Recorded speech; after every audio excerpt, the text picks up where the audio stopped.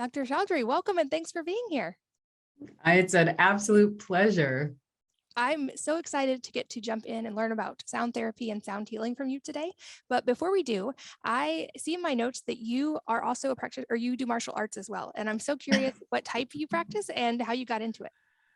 I got into it because of my son who wanted to do martial arts.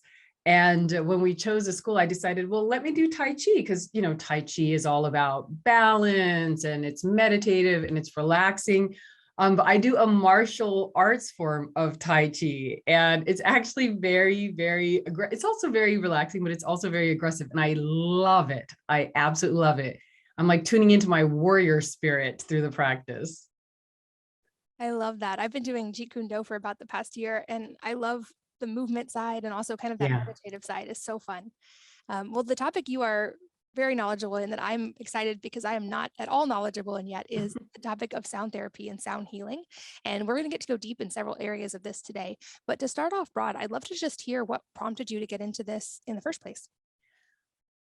When I very first got into it, I was 9 years old, and I didn't really even know I was doing sound healing at the time because my mom had introduced us to a meditation practice. And by us, I mean my sister and I. And she got into it because she had developed a thyroid condition. And as a result, her endocrinologist had recommended meditation using mantra. And within a few months, she completely normalized. And so I first got into it as a child, not knowing that I was doing anything special. When I became a neurologist and dealing with such difficult conditions like Parkinson's disease and multiple sclerosis, I had to really reach for tools that had the capacity to reorganize the brain. And so that was when I started using sound medicine, more as a medical practitioner. And the results were amazing. But it wasn't until I went to India to study the ancient Siddha records there that was the first time that I understood like the quantum biology of sound. And that just completely blew my mind. That's why I wrote the book, because I was like, oh my God, this is actually very advanced technology that we still have yet to catch up with. Yeah, I'd love to hear more about that because I think a lot of people, me included, don't fully understand how sound can impact the body on such a profound level. And I love that you use the term quantum biology because this is one I think, to your point, and especially in the US, we're just starting to begin to understand, but Yeah. perhaps other cultures have had a lot of knowledge on for a long time. Yeah.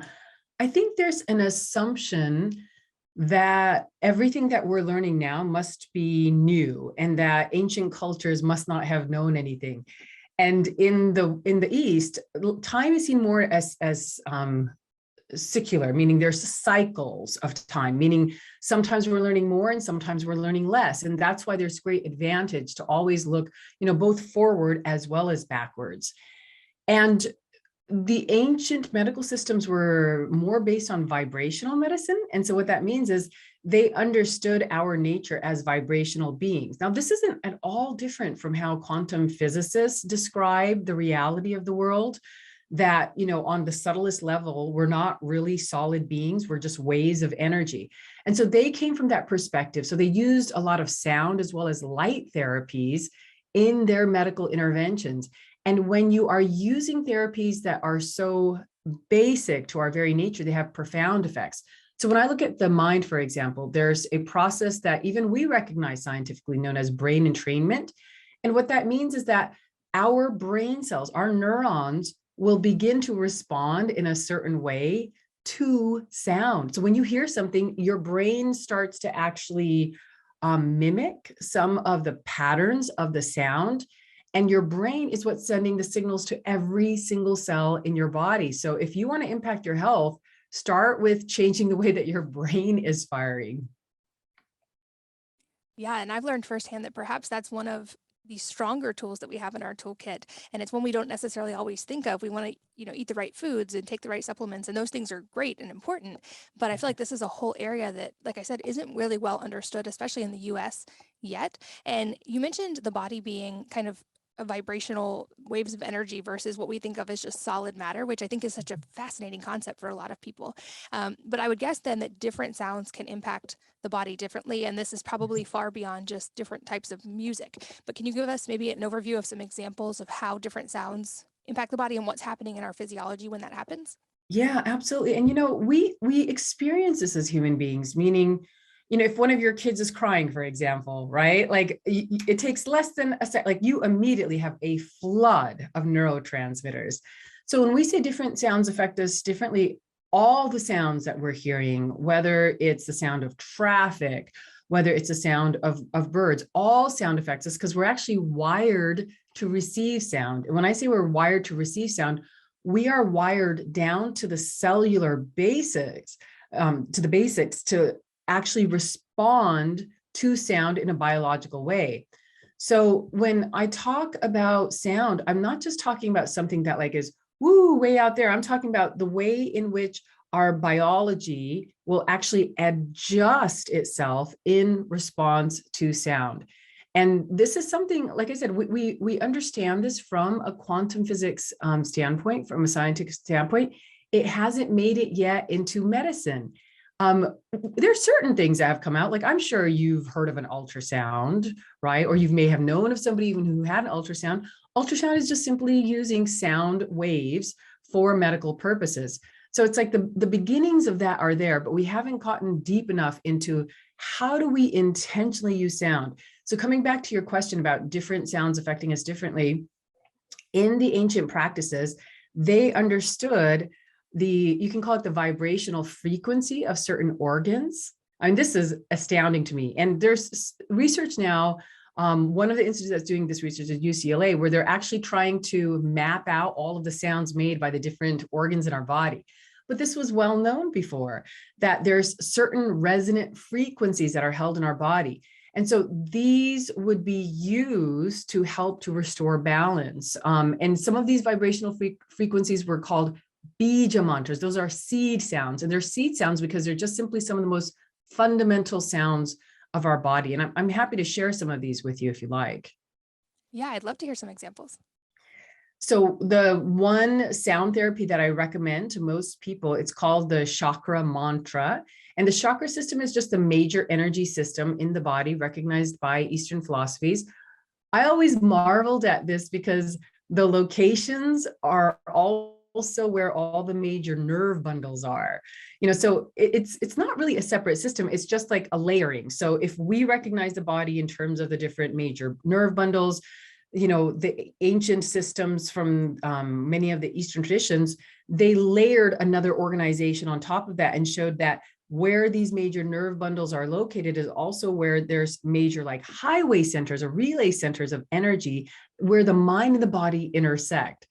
And so this is my favorite sound therapy to give because number one, you can do it yourself and it helps to balance the entire body and mind.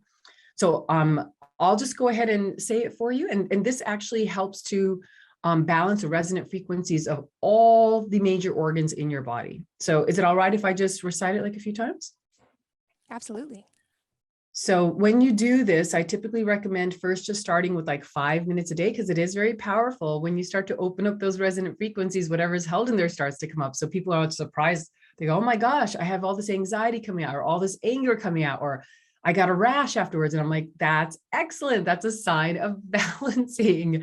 You do not have to be afraid of signs of balancing. So first start with just 5 minutes and then slowly over time, increase it by 5-minute increments. So you get to a maximum of 20 minutes. You don't need more than 20 minutes.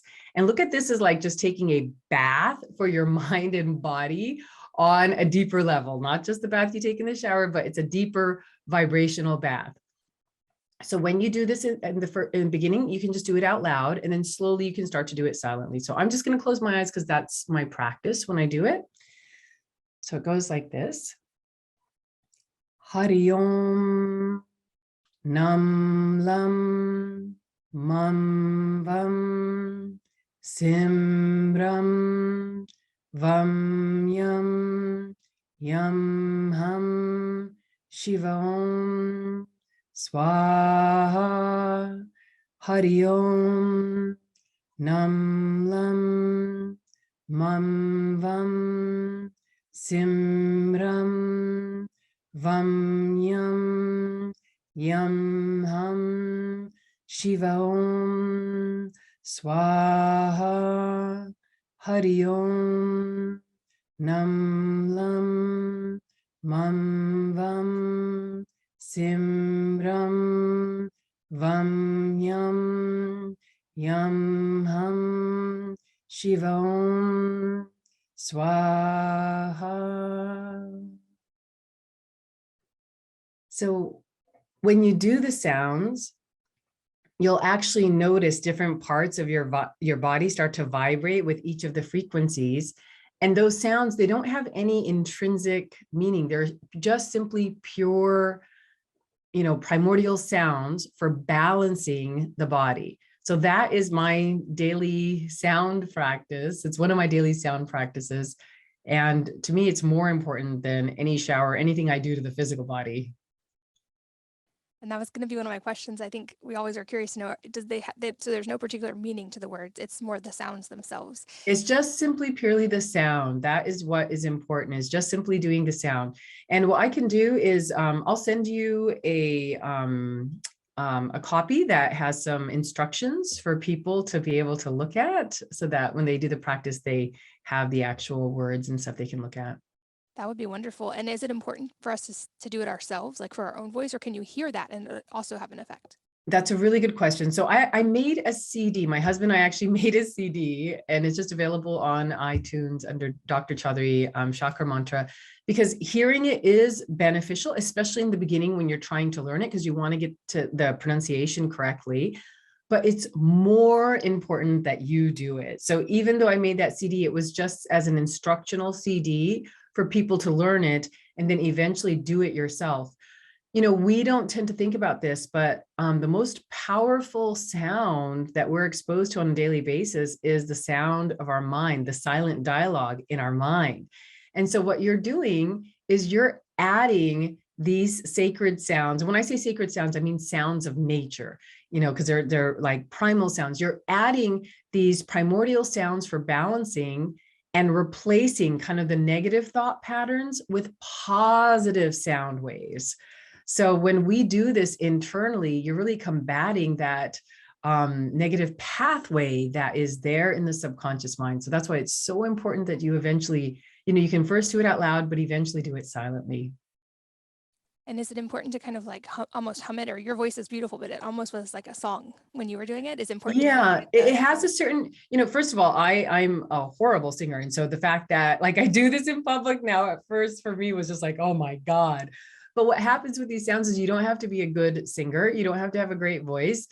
That there's a certain melody that you'll begin to feel naturally arise as you do it. Because, try to look at this is your body's going to recognize these sounds. Your body's going to be like, oh, we know this. These are the sounds of us in balance. And when I say us, I mean like all of the organs, the mind. And so it's a familiar sound. So as you begin to do it, there will kind of come this natural melody, this natural cadence to it. But it is kind of like it's a little bit sing-songy. But what you'll notice is as you start to do this internally, it becomes less and less sing-songy, and it just starts to get quieter and quieter. That there's other characteristics that come out of sound as you yourself become quieter. And what I mean is that when the mind starts to quiet down and as it starts to permeate, there's other characteristics that come to life. How cool is that? I mean, I love that. I love that we're such like complex and intricate, beings. Like we're so much more than like meets the eye. It's amazing. Well, and that even when you just did it for a minute, that was so calming. It makes me wonder, for moms whose babies aren't verbal yet, could a mom kind of hum this to a baby as they're going to sleep to help? Because, baby sleeping is always a big pain point for moms. Would that be helpful to small children to kind of get 100%? You know what? I am so happy you brought that up. I don't know why I don't talk about this more. Maybe I don't get interviewed by enough moms. But, these were the sounds that like we raised our son with. And it would help so much with like the sleep disturbances that are just normal for younger kids.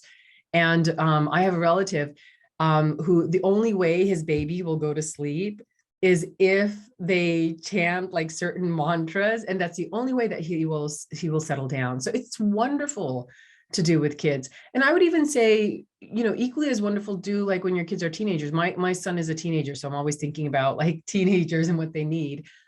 But, when they get into that age where they have just so many emotions and stuff coming up, the sound is really, really settling, and it helps them to process things on a daily basis so that they don't like accumulate and then explode. Yeah, and you mentioned it like helps things come up to the surface and us to work through them, which Yeah, since I shared my own personal history with sexual trauma, I've heard from so many listeners who had similar experiences. And I think that can be absolutely. one of the difficult points is to actually start letting those emotions be felt and process them, because so often the instinct is to like hold them down or like tighten down. And so it seems like this could be a really useful modality for that, as well as for anybody who's really fascinated by the science of this kind of stuff. I had a past podcast guest who explained how when we make sounds with our vocal cords, that actually directly stimulates the thyroid as well. And I have a lot of listeners who have thyroid issues, and I never Yes. made the connection. But about the time I started getting my Hashimoto's in remission, I also started taking voice lessons. And I would Yes. wonder if making more wider ranges of sounds and belting Yes. actually help my physiology. So that's just one small example of how sound we know can directly impact our biology like that. I'm sure there are many, many others as well, probably nervous system, because even just as you did that, I felt my nervous system kind of go parasympathetic. But are there any other Yes. like kind of direct physical connections that we know about or that maybe other cultures are way ahead of us on? First of all, I'm blown away at the level of your knowledge. You're like, oh, I don't know anything. I think you're just a very humble person because you know more about this than I would say the majority of people. So you're so right on. You made my brain explode through the whole thing because I was like, how does she know all this? Yes, this is this is all correct. So yes, it turns on the parasympathetic nervous system.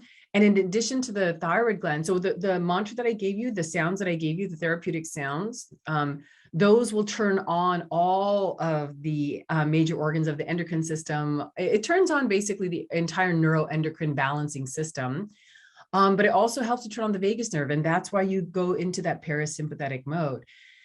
And one of the key things that I talk about in terms of overall healing is diving into trauma. And this is actually one of the key aspects of healing in Ayurveda, in Siddha medicine, in these, ancient practices, is facing the trauma. And, my approach is you still bring the body along, just like you said, it's still diet, it's still exercise. There are certain herbs that will help that. I actually have specific herbs that I give for people to begin processing trauma. But when you add the sound in, because trauma is rooted in the recesses of your subconscious mind, you have built so many protective measures to make sure you don't go there.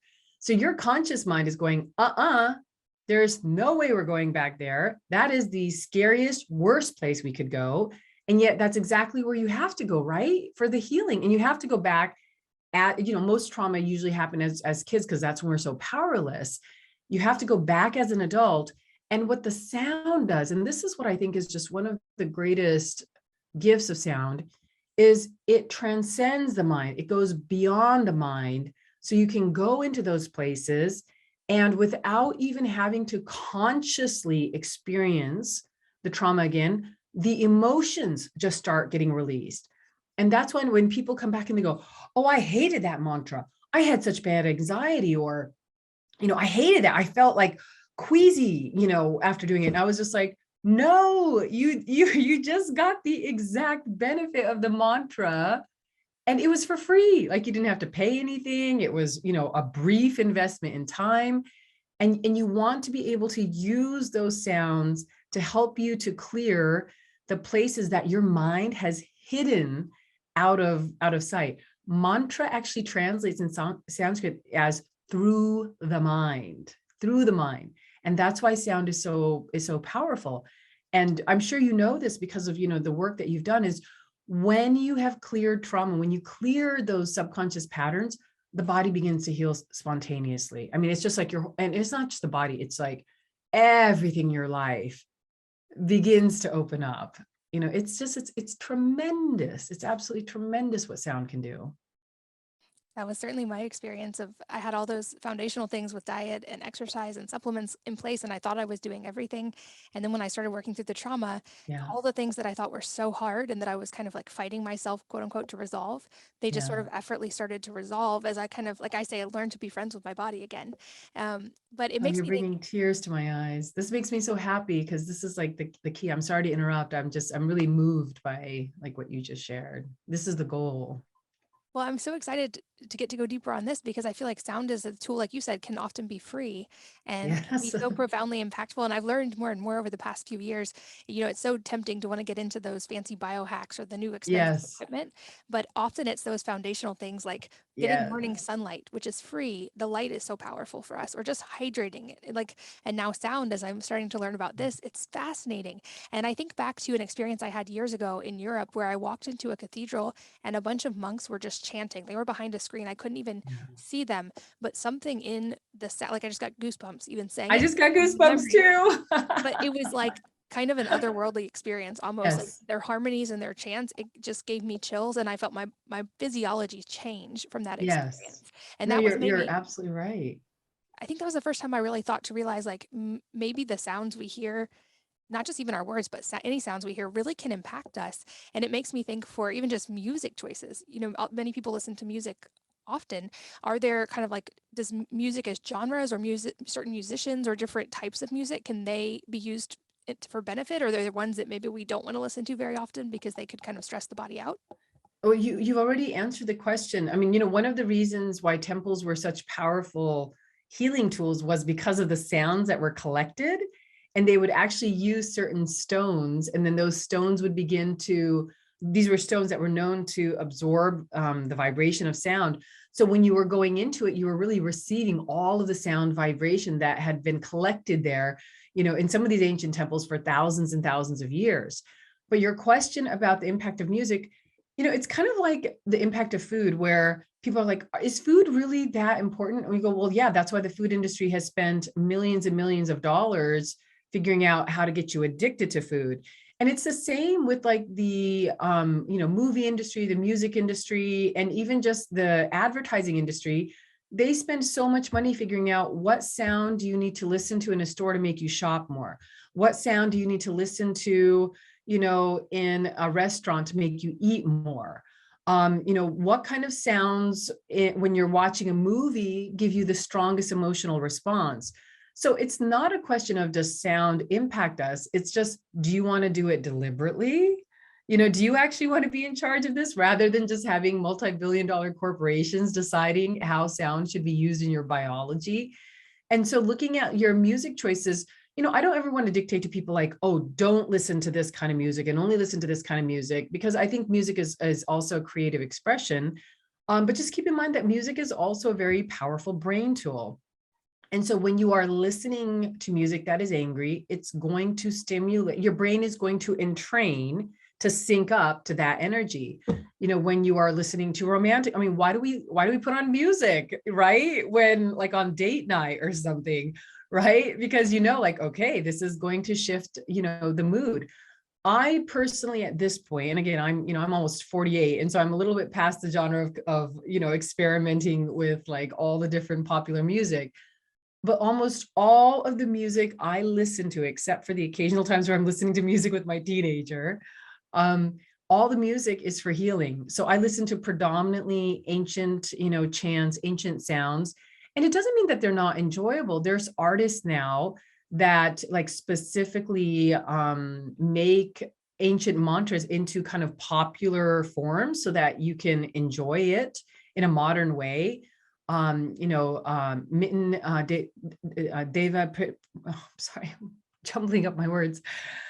Deva, Premal, and Mitten are one of the artists that have popularized some of these ancient mantras, but even Tina Turner, had come up with a mantra song. And so there's lots and lots of options out there for music to still be kind of like modern and enjoyable. For me, because it's such a profound tool, I'm very, very selective to what I listen to, because I know it's going directly into my brain and it's reshaping my brain. So for me, it's one of my health practices. So all the sound I listen to is doing something positive to my brain. All the sound that I choose to listen to. Of course, there's sounds, that you don't always have choices around, but the ones that I do have choices around are always sounds that I know are going to be therapeutic. That's a great tip. And as moms, it seems like we could use that kind of knowledge to really curate the environment of our homes, Yeah. especially toward whatever energy we want to have. For instance, at nighttime, one of my rituals I do pretty often is I'll put essential oils in the diffusers. I use one called Calming the Child, and so the scent is very soothing. And then we have in our house, we have daylight bulbs up in the ceiling, but then we have lamps with no blue light, like just very orange, Mm. soft bulbs. And so at sunset, we switch those lights. And then occasionally, I should do it more often, but I'll put on like Gregorian chant or something in the house as a way to just kind of help everybody's nervous system start to calm down and get everybody kind of in the mood for bed. And it seems to make a big difference. And I've often wondered, especially I think back to my music choices as a teenager. And certainly I had some teenage angst and I listened to like music I would not listen to now. And I wonder in hindsight, I'm sure some of that was, teenage hormones, but was my music choice a result of my emotions, or was my music choice also kind of spiraling and creating a circle of that to where my emotions kind of stayed more angsty? So I'm glad that you kind of walked us through that. And for people who this is a new concept to, what might be some kind of tangible, easy ways? You gave us the mantra already, but that we could Mhm. start involving sound therapy in our daily lives. Like, what would a good practice for that look like? Is it as simple as just putting on some of this music in your home, even just very softly? Or what are some ways we could start integrating it? First of all, I just want to say what a phenomenal job you're doing as a mom. I mean, talk about conscious parenting. I mean, everything you're doing there is just it's so beneficial. We have a very similar practice, like with my son as well. And we end the day with healing sounds right before he goes to bed. Sound doesn't have to be so mystical. I mean, it's very, very simple. Like first, just taking inventory to, what are the sounds you're exposing yourself to, right? And include the way that you're speaking in your home.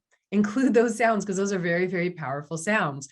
And so if you want the most basic approach to sound therapy, I would simply say first look at how is language being used in the home, right?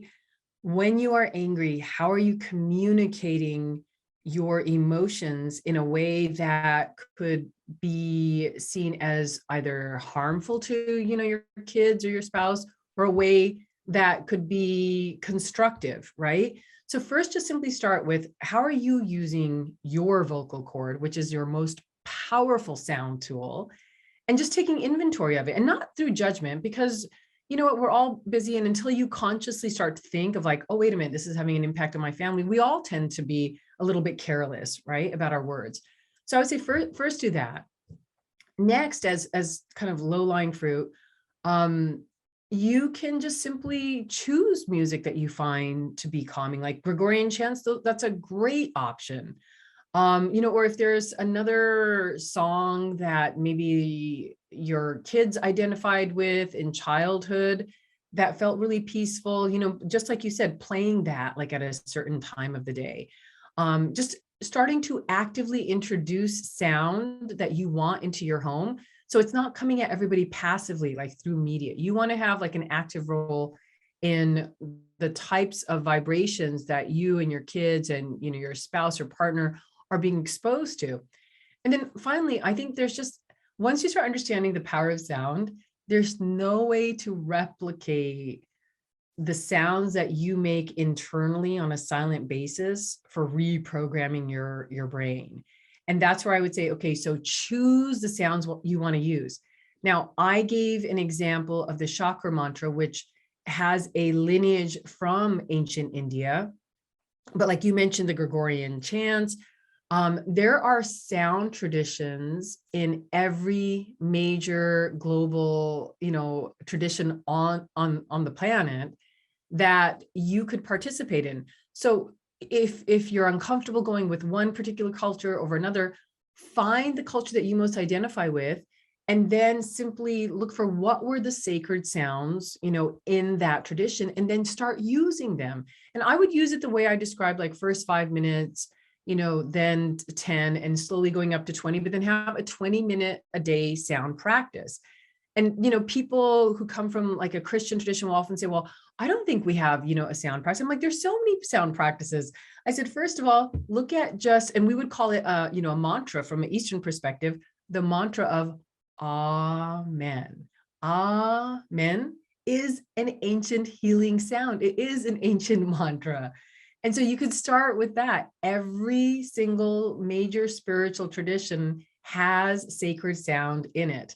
So that's the way I would do it, is first just look at the sounds you're creating, in your conversation, in your speech. Second, introduce sounds that you want to create in the environment, in the home and at work, if that's an option.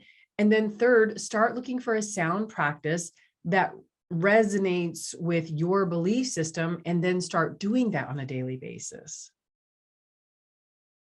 I'm so glad you mentioned again our words and how we speak being the most important kind of foundational piece for this. I know it gets a little bit more into the esoteric side, but that I've seen studies where they looked at even the structure of water when Mhm. certain sounds were around it, and even with certain words, and how words like I love you, or words relating to forgiveness or peace or joy Yeah. or love, created a more coherent structure within the water, Mhm. whereas like harmful words or mean words that I wouldn't even want to say on here tended to create chaos even within the water. And since our Yeah. bodies are so much water, it's logical to think that like maybe we should perhaps be careful of what we're exposing ourselves to. I also wonder, it sounds like sound could be very complementary with people who already have a meditation practice. Is that Absolutely. true? Like, could you kind of stack some of these sound practices with your existing meditation time?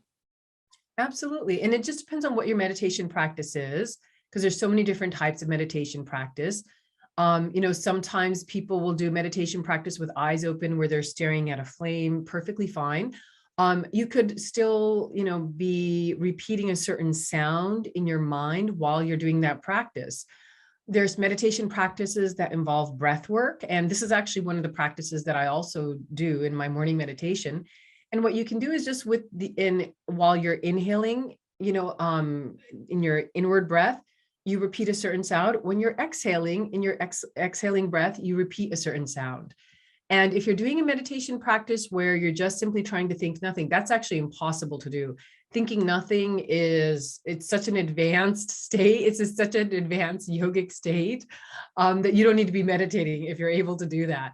But if you're trying to just simply think nothing, try to do it by just simply dropping a sound and then just see what happens afterwards.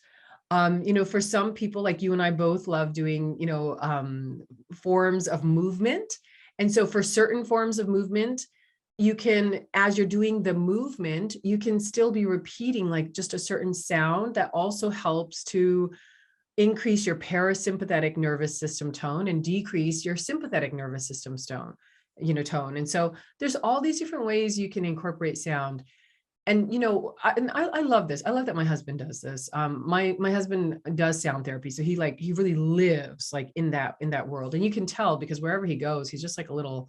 I call him like you're just a walking love bubble. Like I feel like there's just like this 10-foot radius around him where like love just like gets drawn to him. But whenever he cooks, he's always using healing sounds while he's cooking. Like there's all these little ways, right, that you can start to incorporate it. And like whenever he showers, he's always reciting healing sounds, even in the shower. So I think once you start to realize that sound heals, you naturally start to look at more and more ways to incorporate it consciously rather than just being bombarded by it by the outside world, where it's an unconscious experience. Yeah, an important point. We're exposed to sound all the time anyway. So having some choice Yeah. around which sounds seems like a good idea. And you've made a strong case for kind of the general ways we can use sound. And I'm curious if it can be used in more targeted ways for people who Mhm. have maybe specific conditions. And maybe if you could give some examples of those. Yes, absolutely. So, in Ayurveda, in Siddha medicine, we have very, very prescriptive sounds. Now, some of those sounds I wouldn't give out in general, simply because just like any prescription, right, you would only want to use it for a certain amount of time, because if you use it when you no longer need it, it can cause an imbalance. And most of the prescriptions I give in my book, Sound Medicine, those are all like general recommendations that anybody can do. But one common sound frequency that I find people are needing more and more is a frequency used to help with anxiety. I think, as we've gone through so many global events together, there's such a huge rise of anxiety, especially for children. I mean, I'm seeing more and more kids struggling with anxiety at younger and younger ages. And there's a very simple sound that we use for the treatment of anxiety. It's just Om, Aim, Namaha, Om, Aim, Namaha, Om, Aim, Namaha. And so the Bija mantra there is Aim. You can spell it A-I-M or A-Y-M, Aim. And that is the Bija mantra for calming the mind down in particular, really, really helping with things like anxiety, insomnia, IBS associated with anxiety. That's one of my favorite ones to give to anybody suffering from anxiety, but especially kids. It also happens to be the same Bija mantra because it's the one for balancing the mind, for promoting intelligence and creativity in children. So it's oftentimes a Bija mantra that little kids are given when they're school age to help them perform better in school. That's so fascinating. And you mentioned, and I should have started with this, that you wrote a book about this as well. And I'm assuming we'll put a link in the show notes, but people can probably find that in bookstores or Amazon. Yes, they can find that anywhere you can find a book, it'll be there. And that book was really, it was a summary of everything I knew because I started a sound practice at 9 years of age, and then was prescribing a sound practice as a neurologist, but also everything that I learned when I went to India. We went to India for a few years to study these ancient texts, and I really immersed myself into understanding both the ancient science as well as the modern science behind these practices, because they're so powerful. The results were so powerful. And so the book is kind of that bridge between quantum physics and our modern medical uses of sound, as well as, the ancient civilizations who they understood this as just, it was as common of a technology during those days as electricity is today. Like that's how commonly sound was used. Wow. So with the book and with all of your work online, what do you hope that readers and our listeners today will kind of take away from sound medicine and start integrating into their lives? One, that you're already being affected by sound. It's not a question of does sound affect us? It's a question of how do you want sound to affect you? I think the main point is just get in the driver's seat. Like, don't just be a passenger when it comes to sound, where you're just being bombarded. And your mind is just being manipulated to make you buy certain things. But rather, just like what you did with your kids, right? You consciously chose, like, okay, I want my kids to have a better experience going to sleep. I want nighttime to be easier. So I am going to consciously choose a sound practice to help them. Consciously choose how you want sound to be in your life. Don't let it be something that is just passively done to you. And then as we get close to the end of our time, a few more questions I love to ask. The first being if there is a book or number of books that have profoundly impacted your life, and if so, what they are and why. Oh, I mean, of course, the ancient Siddha texts, which I know people aren't going to go to India and travel to these little villages to go find them, but it's hard for me not to acknowledge just the impact that, they have had. They've transformed every single aspect of my life. But in terms of a book that's easily to find, I would say The Prophet is definitely one of those books that I go back to over and over again, just because the wisdom in there is so dense, but it's so simple and it's so lovingly written. I feel like every time I read that book, my heart opens up, like to my family, to myself, to my community, like to the world more. So I would say it's one of the most powerful, easy to access, books in the modern world that just makes your heart grow each time you read it. And like I said, I'll link to the book in the show notes at wellnessmama.fm. But where else can people find you online if they want to keep learning more about sound? So there's my direct website, which is Dr. Kulreet Chaudhary. But I'm also launching several programs with a company called Healthy Directions. They're one of the most established supplement companies in the US. And I'm creating a program to bring out all of the knowledge that I learned from being in India.